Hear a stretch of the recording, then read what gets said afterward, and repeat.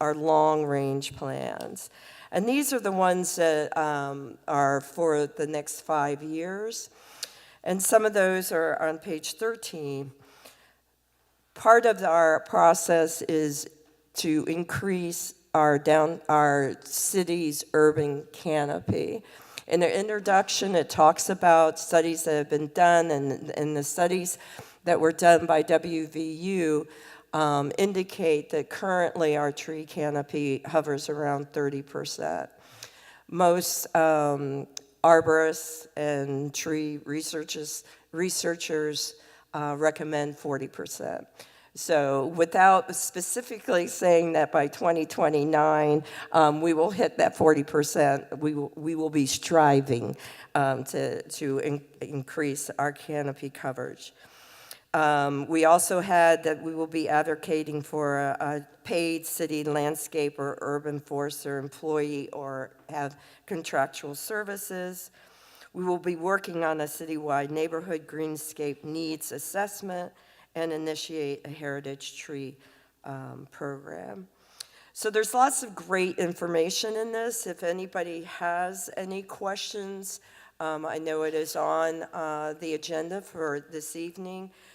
You all do need to approve this. That's part of the ordinance language. Approve this plan, and part of the work plan will be turned in when we do our budget requests, so you'll be seeing all this information again. But does anybody have any questions for anyone right now about the document? I have a quick question about the structural cell system planting. That was from the GAI consultant's idea. And that's something I've never even heard about or really realized. Is that something that is looking forward down the road, as we, like look at replacing trees and street trees and stuff, especially downtown, would that be something? Yes. High Tunnel is in the works for our next grant, and in order to do that kind of work, we would need to have appropriate. Yeah, I can see that can be that's an extensive, Yeah, I can see it he's talking about the Oh, okay. yeah. I mean, that is really expensive and But I can see that extensive. being like that tree, the trees would be able to last a significant amount of time, with proper, space for the root systems and also the improved stormwater management. I just see that being an interesting thing to look at Yeah, down someday the road. if we get the whole streetscape, Yeah. funding done. But I will say that one of the things that, the reason that we use a certified arborist to recommend the downtown trees, our mantra is the right tree for the right place. And that is indicated a lot in this document. It makes suggestions on, how big of a tree that you should have in certain areas. And that was one of the, not recommended, but it said that we needed to illustrate short, medium, and tall trees. Our arborist has gone through and has figured out what type of trees are the best for our downtown environment. And one of the things, a lot of people don't realize that even what side of the street makes a difference.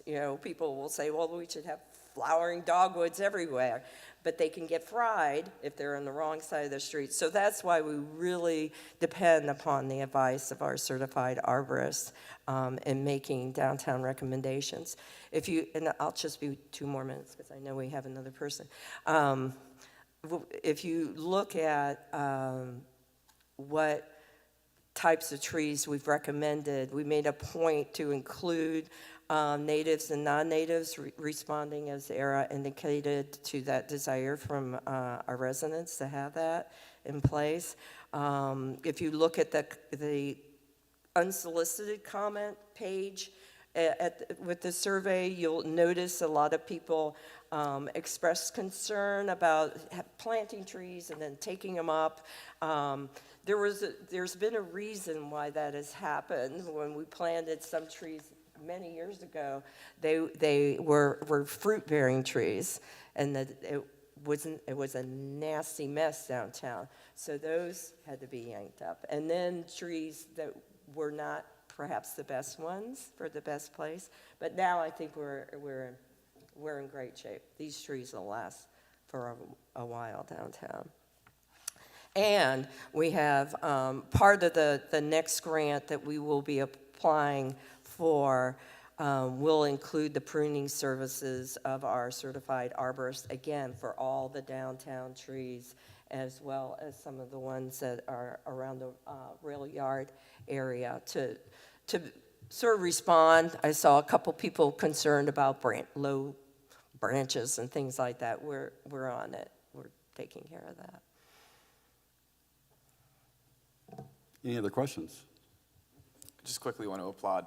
This is really thorough, and it's nice to see all these things in one place. Like, oftentimes I've thought about, oh, what should I plant? And I feel like this is really useful for citizens, and it's nice to have in one place. And it's also, I feel like sometimes we assume things happen. You go to a place and you assume that there are nice full trees, and I think we're at the age of the city where, like, we have to spend the next 10 years making it awesome, so 60 years from now people can have a nice full canopy. So Yeah. it's really cool.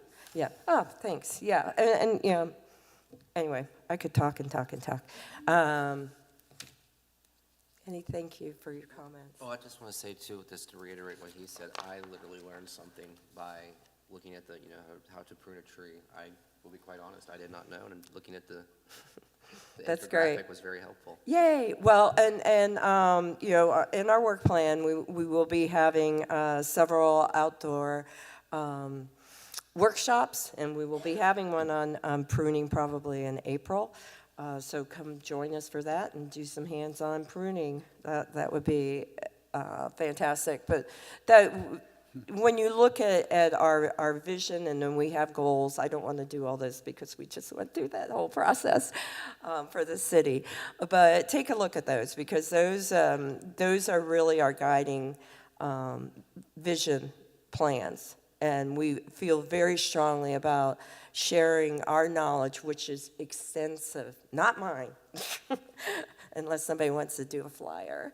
But the folks that we have on the tree board from D&E's research forest manager, and we have a forester with the U.S. Forest Service, and then Linda Silva is here as well as a tree board member who's been planting trees and babying seedlings for years and years and years. So we're proud of what we do.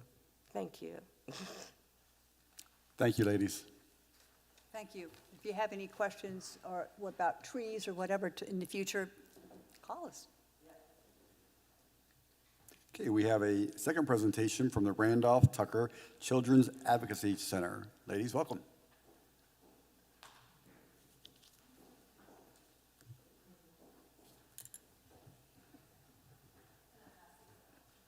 Absolutely. Thank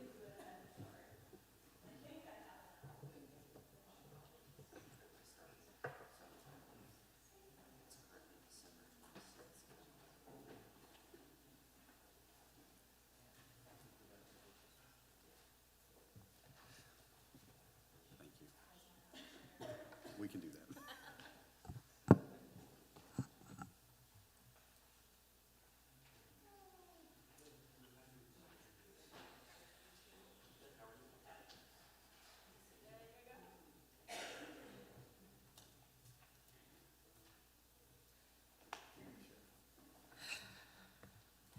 Mayor Marco and City Council members, good evening.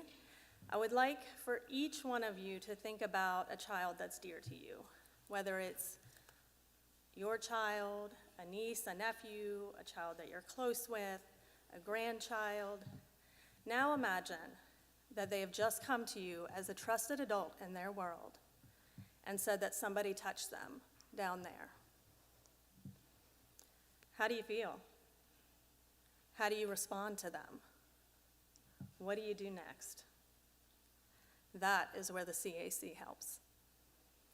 Hi, I'm Margot Evick, and I'm the Executive Director of the Randolph Tucker Children's Advocacy Center. We also have our new forensic interviewer and assistant CAC coordinator in the audience, Angela Daniels, who came to support us. We are dedicated to the prevention, intervention, and treatment of child sexual abuse and serious physical abuse. In the last year, Randolph-Tucker Children's Advocacy Center provided vital services to children, families, professionals, and the community at large. In your packet, you'll find our full data report, and I'd like to highlight just a couple of those things here this evening. I'm not going to read the whole thing to y'all.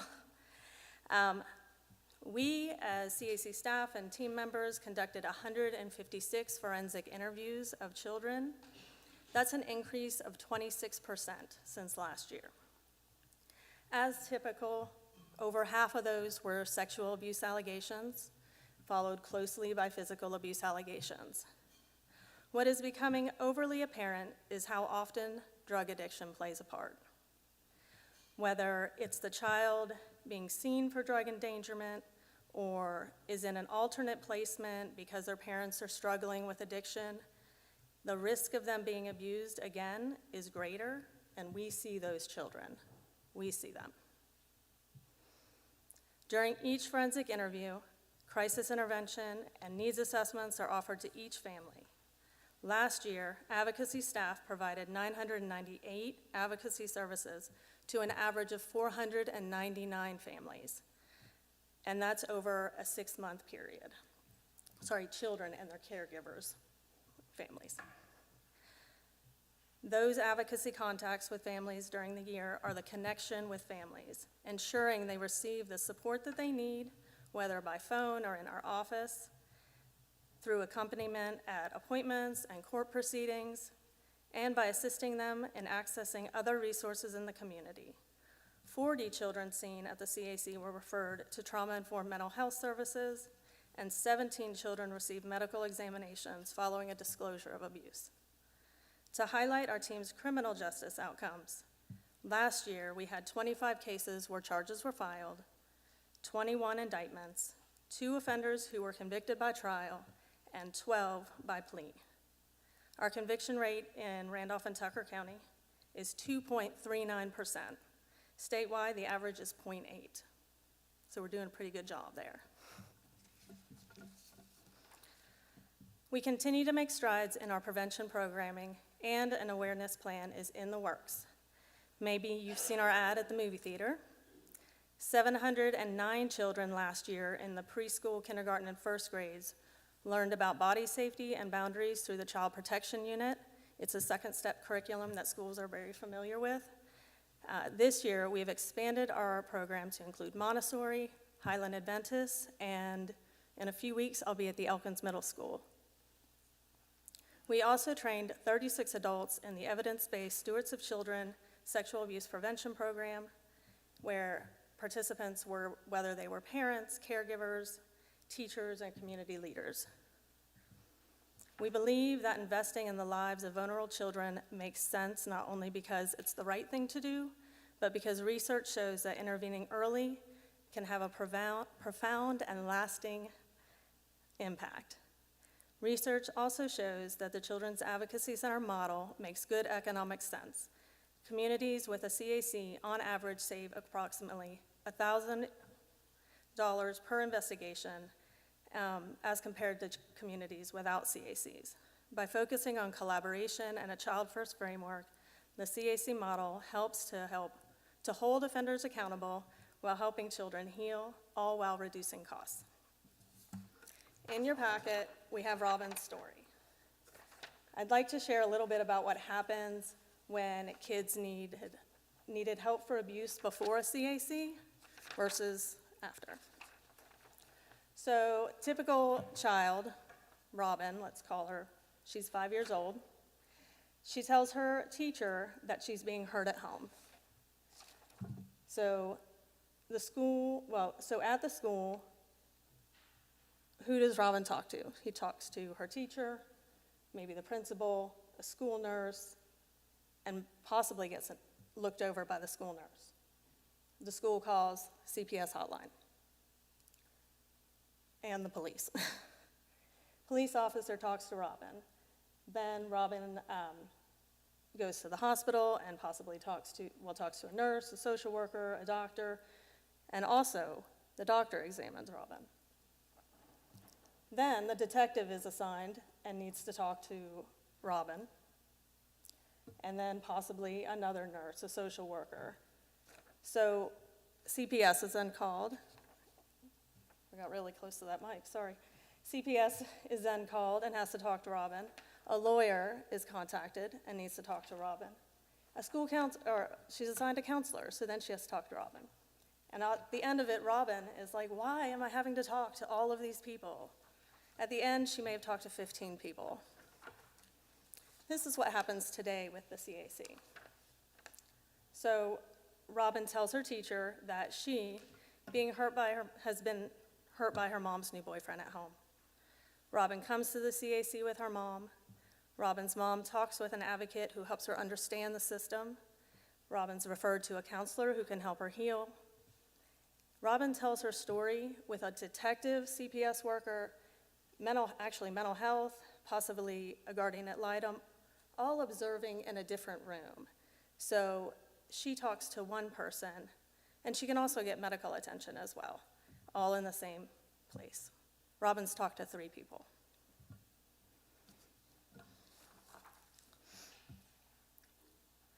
With humility and appreciation for your ongoing support, I approach the Elkins City Council for funding for the upcoming fiscal year.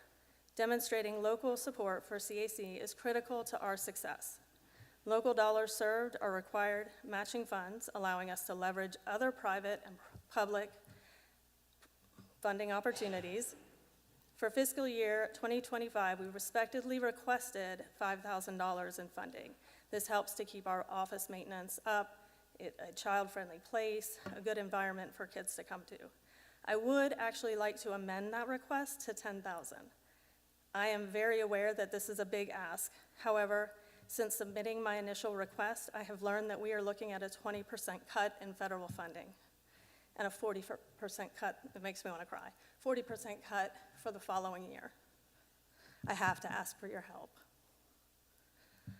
We are extremely grateful for the investment the City of Elkins continues to make in the lives of local children, and we look forward to continuing that partnership. Sorry, got a little emotional.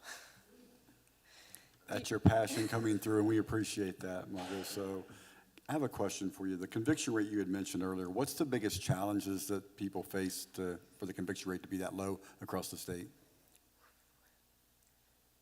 That's a very good question. I can only speak to our, the challenges that we see here in Randolph and Tucker, and it's not necessarily,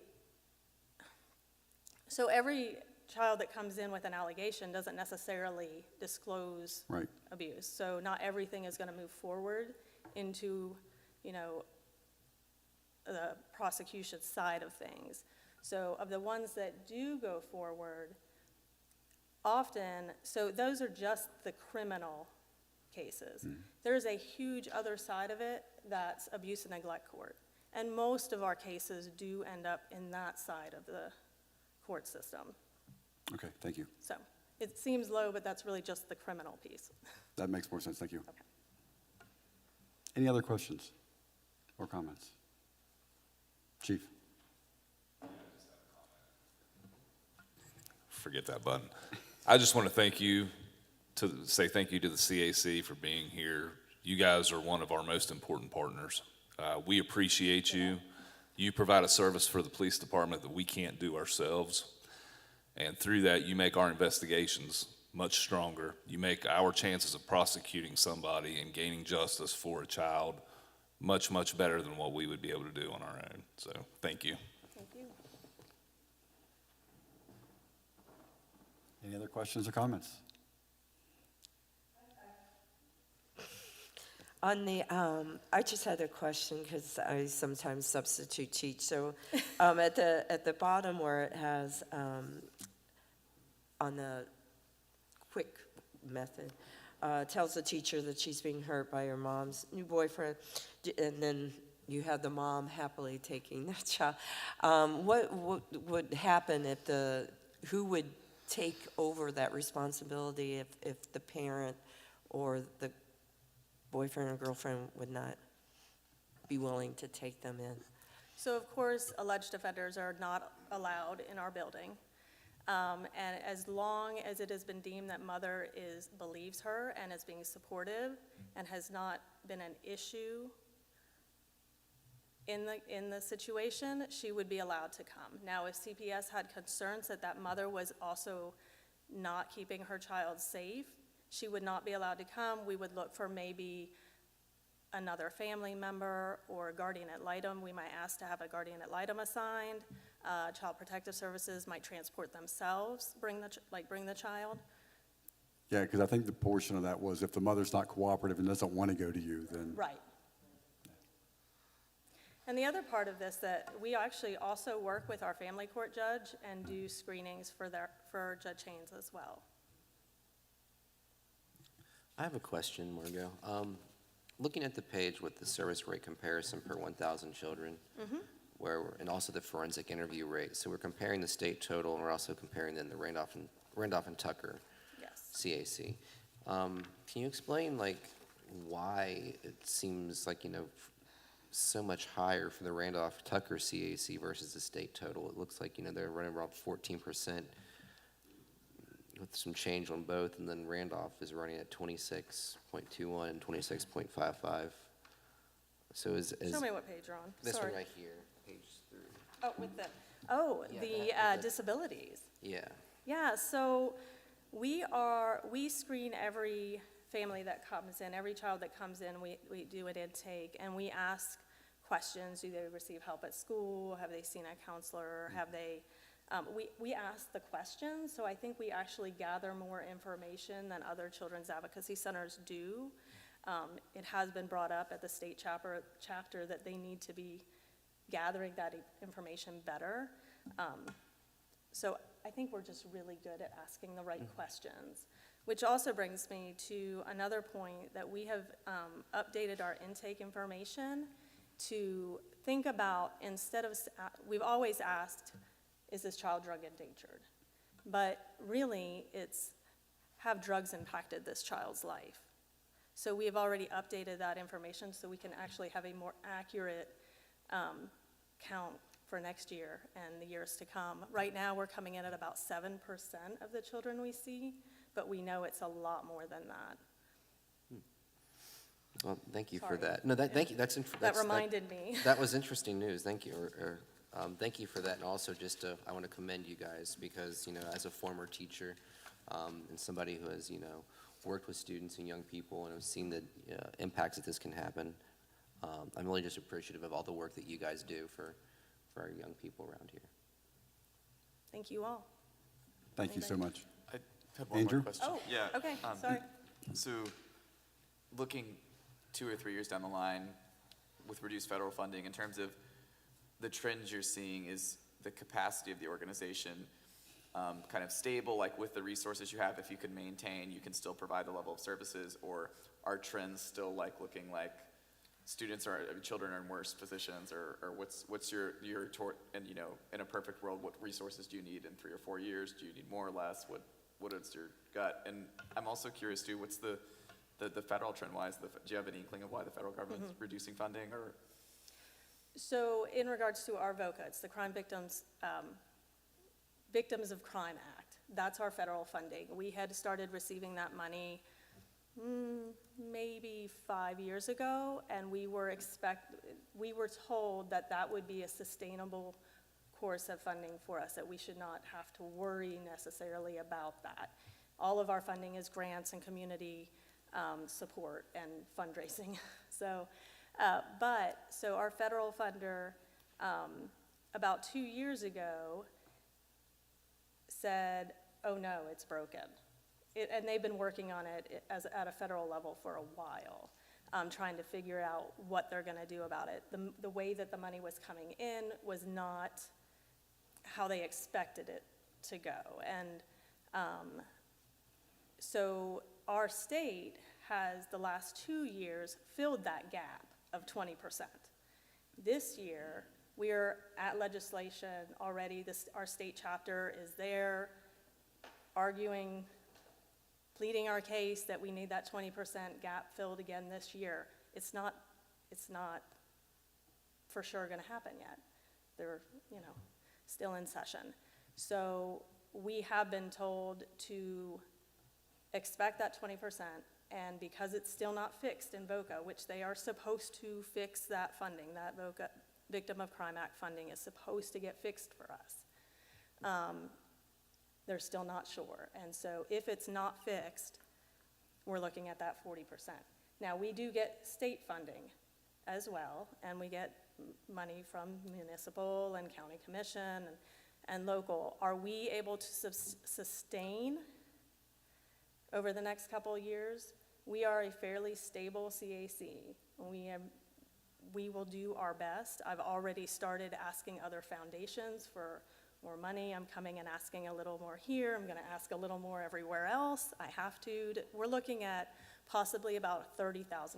We're not huge. We don't have a giant budget, and there's only 4 of us doing the work, but $300,000, we got to get there. And in 3 or 4 years, what will the cost of living be?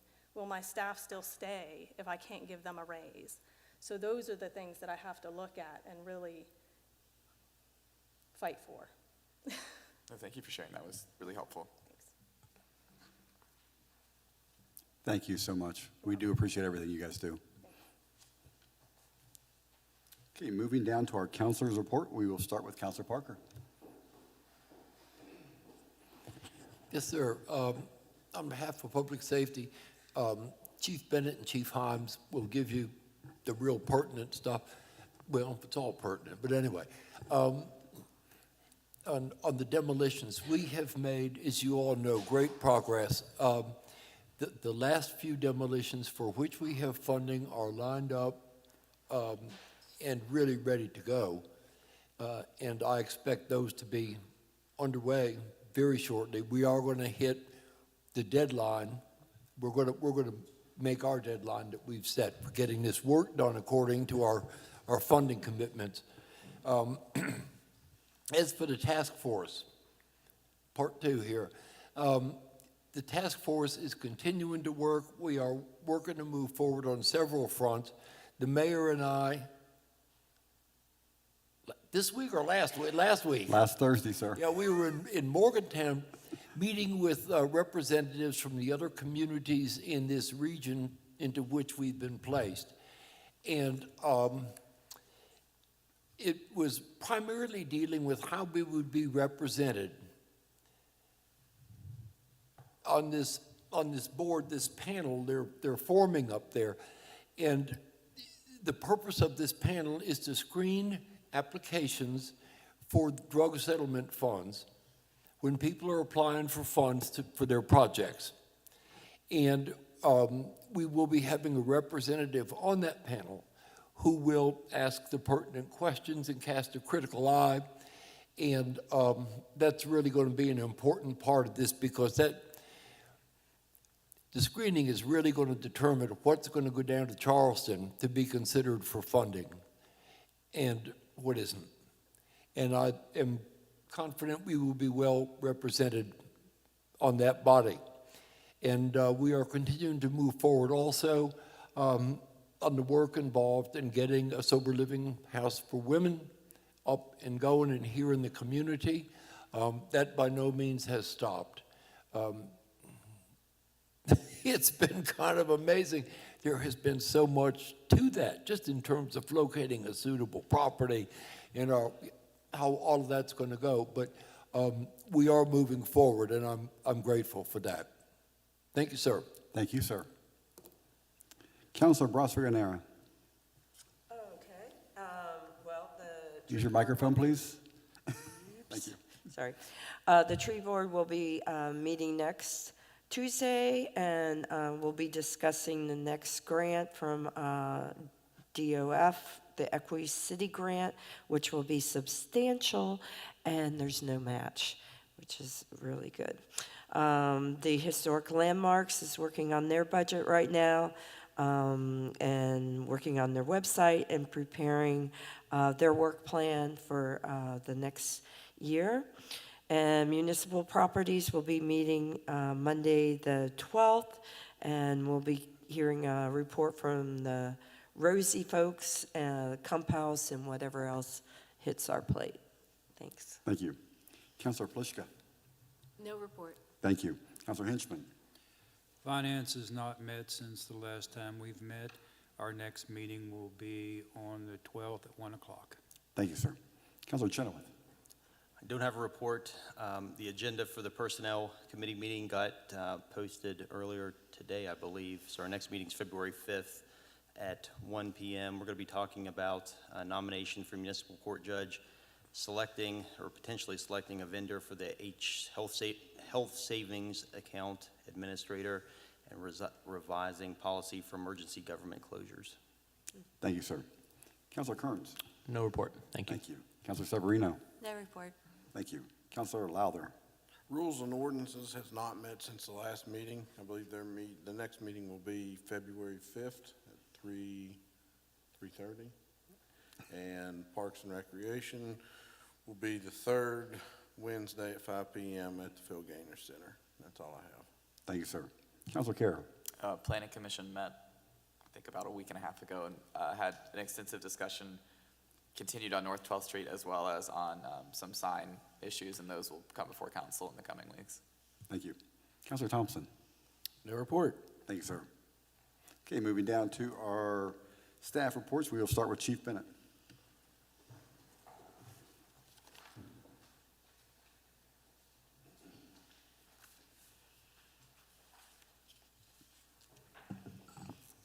Good evening, everybody.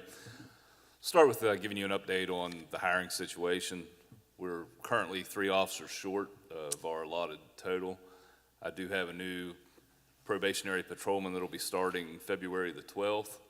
He'll hopefully be attending the academy starting February 26th, and we'll get him back in June. And 3 months of field training, and we'll have him on the road as a solo officer, hopefully by the end of the year. So that's one. That leaves us 2 openings left, and we're tentatively going to be testing again on March the 30th. But that kind of shows that's kind of the trend. It's how we've seen it for years. Last time we tested, we had about 20 applicants. We have 10 show up, 4 pass the PT and written test, 2 be eliminated by backgrounds, and put 2 to work. So that's how the numbers shake out, and we'll see what we get the next time as well. Next, I'd like to go over our 2023 annual report. Everybody has a copy of that in front of them. I'm not going to read through the whole thing, but I want to touch a few high spots on it. Our total calls for service for 2023 were 6,139 that generated 309 cases and resulted in 239 arrests and 24 criminal citations issued. Pretty much everything that we have numbers-wise is in line with last year's or slightly lower. I think we were about 100 calls lower this year than what we were last year. Same thing on our types of crime. Of course, we have the same problems that we've had for years. Our highest types of crime are drug offenses, assault, larcenies. All of those are within 5 of last year. So pretty common trends. As far as traffic and parking, we conducted 1,518 traffic stops, issued 223 citations, and 1,295 warnings.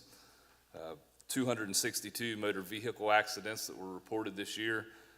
That was a little bit lower for us. That's about 40 lower than what we had last year. So I was a little surprised with that. Community outreach, again, we do as much as we can to connect with the community.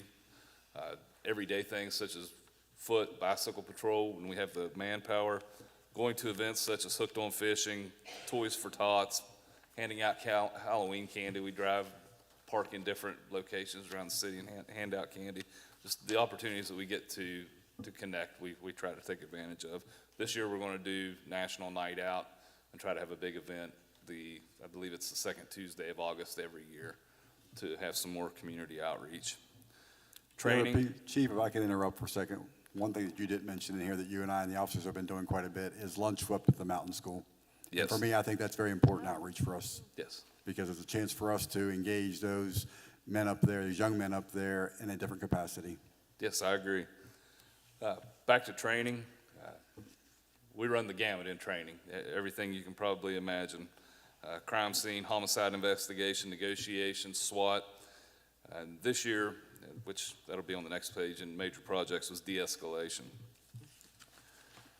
Some of the major projects completed this year. It's a very important year for EPD. Probably the biggest thing in my eyes is the body cam program. Being able to successfully field body cams for every officer, acquire that money through grants to where it didn't cost us a ton, and get that program up and running well. I'll tell you, the headaches that it's saved me before it's even gotten to you is unbelievable. The amount of complaints that I can resolve just by viewing and watching my officers do the right thing instead of what somebody says they're doing blows my mind all the time. It's a wonderful tool. I think the last time that I looked, we've gathered about 5,000 videos so far since we've implemented that system. Some of the other big things that we did this year, in-vehicle computers for all vehicles, where we can do things a little bit faster, a little bit more efficient on the side of the road without having to return to the office for everything. And that's just going to go even farther this coming year. Establishing a department-wide program for de-escalation training, where every officer in the department's trained on de-escalation. I think that was a great thing. It really opened a lot of people's eyes to what it is. A lot of people don't understand de-escalation and what it actually means. A lot of people think that it's nothing but talking and verbal judo and being able to talk every person down in every situation. That is absolutely not what it is. Some people you can talk down, some people you can calm down that way. Sometimes the best way to de-escalate a situation is by taking physical action and gaining control of somebody before it goes even farther downhill. So I think that was eye-opening for everybody, including myself, as to how we should be doing things.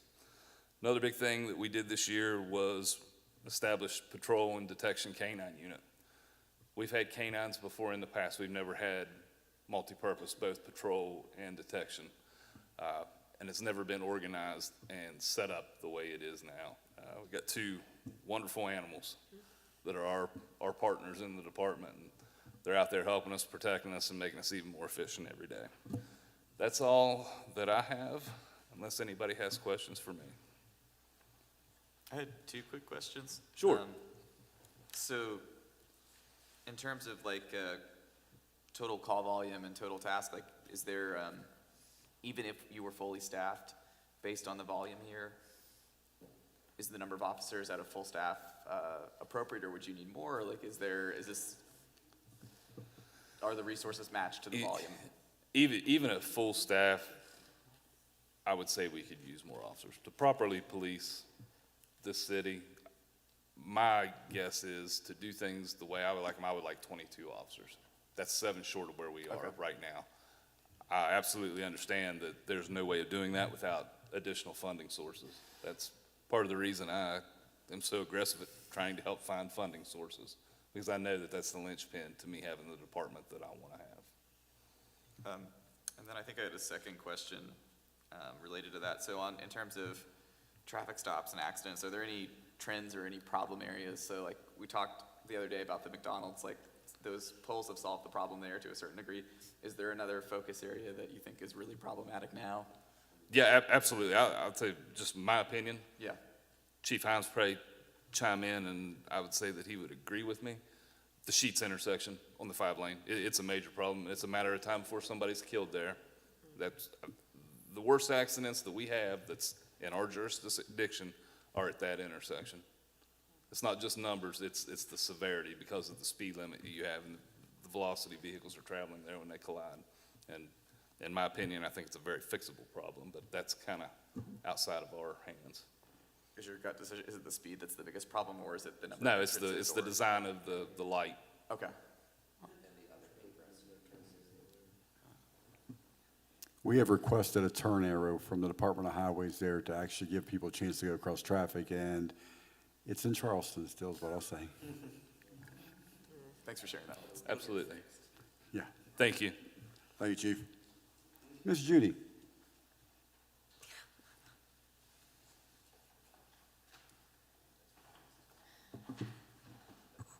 Good evening. So there's several things in your packet. I'll just go over a couple of them.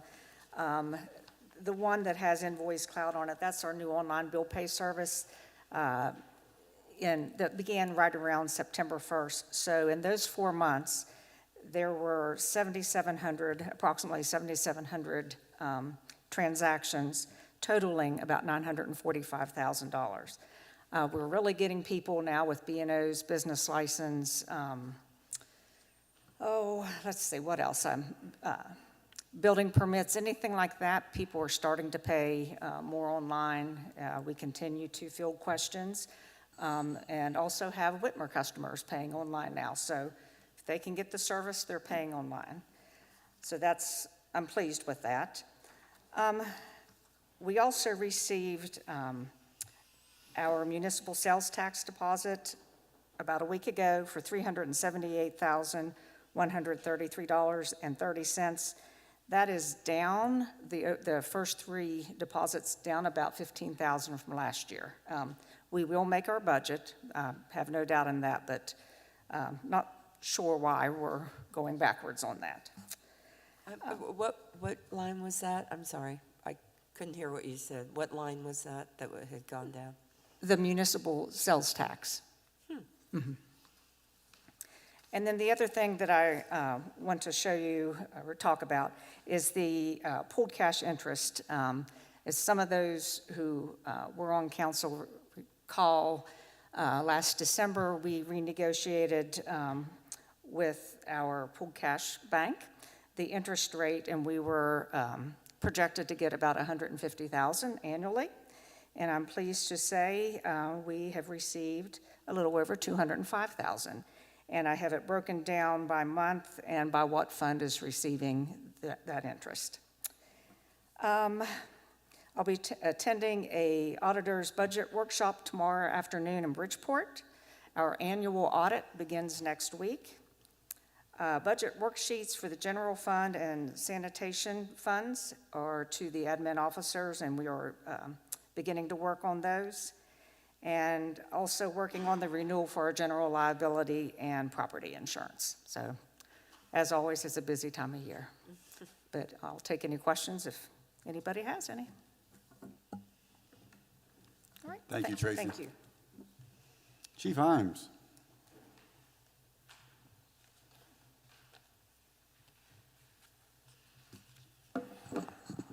Good evening. So, before the meeting, I set the fire department's annual report at your desk. Feel free to peruse that. And any questions, don't hesitate to reach out. It's very much structured like last year's report. I tried to send everybody an email about 4 o'clock. Did anybody get it? Okay, because it's not showing up in my sent folder. Good. I will get it to you this evening or first thing in the morning.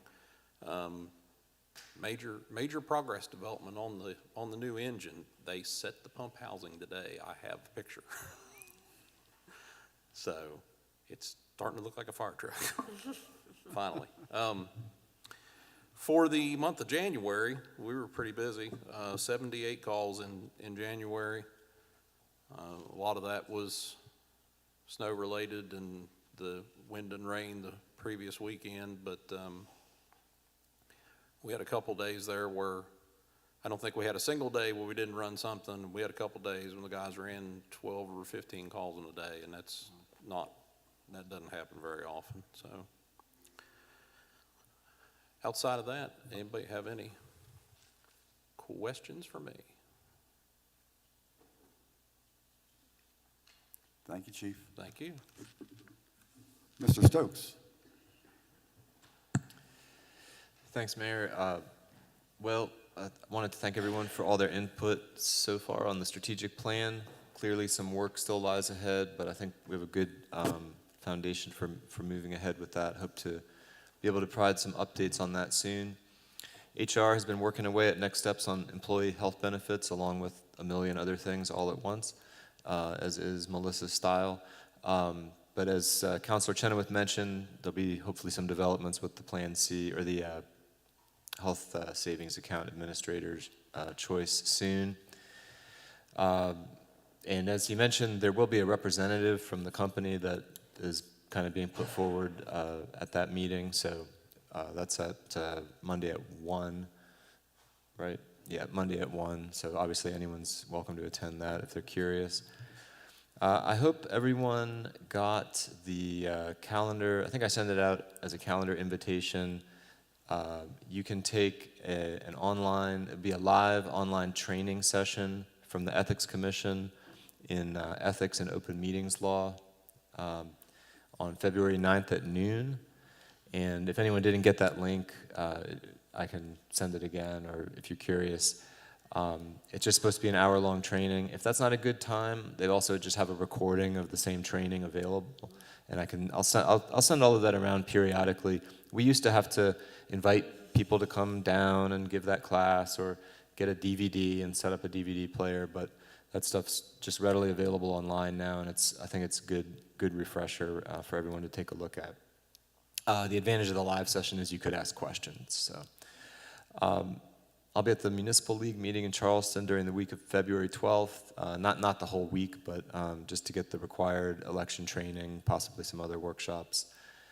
And then finally, I just wanted to note a longtime Elkins resident named Roberta Dye passed away on December 28th. And among other accomplishments, Roberta was a valued member of the city elections team over many years. She had worked in many elections as a poll worker on election day and also as a ballot commissioner. And she was just a very gracious and helpful member of the team, so I wanted to recognize her passing and just acknowledge her here. So that's all I have. Any questions, I'll be happy to answer. Interestingly, the cover of the management plan is a photograph by her that she took when she was active with the Weiss neighborhood nomination process. So she had her hat in a lot of rings. Okay, great. Thank you, sir. Okay, moving down to the approval of the vendor invoice payments, I will entertain a motion to accept or to approve the invoices as submitted. So moved to pay the AP. We have a motion. Any comments or questions? If none, all those in favor say aye. Aye. Those opposed, nay. Motion carries. Moving down to new business, we are actually going to skip over A. There was a typo that went out, so this was actually the second reading. It was listed as the first. We consulted our attorney. She said probably to play it safe, we're going to move it to the next agenda, and just in case anybody does want to come and ask questions about it or have public comment. So we will not be addressing A tonight. So B will be fairs and festivals, ABC license request from Davis Elkins College. I will entertain a motion to accept, please. So moved. We have a motion. Any comments or questions? If none, all those in favor say aye. Aye. Those opposed, nay. Motion carries. And now I will entertain a motion to accept the Elkins Tree Board plan as submitted. So moved. We have a motion. Any comments or questions? If none, all those in favor say aye. Aye. Those opposed, nay. Motion carries.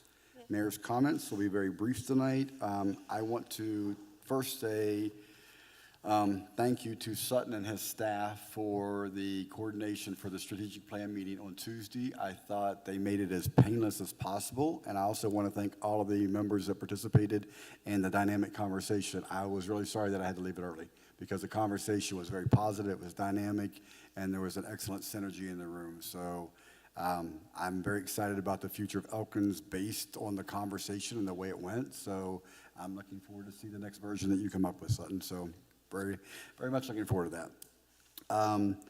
Speaking of individuals in the community, I received an email from a man named Robert White. His father, Zan White, is going to be turning 100 tomorrow. And if you are so inclined, he will be at McDonald's in the morning between 8 and 10 because he is part of the Romeo Club, which is the retired old men eating out. So I'm going to stop by and congratulate him. And like I said, that's quite an accomplishment, so very impressed. So the last thing I want to ask everyone is that you please keep Mike Kessiker and his family in your prayers. And Mike had a death in their family, and I stopped over for the viewing this evening before the meeting, and he and his wife are taking it pretty hard, obviously, so please keep Mike in your prayers.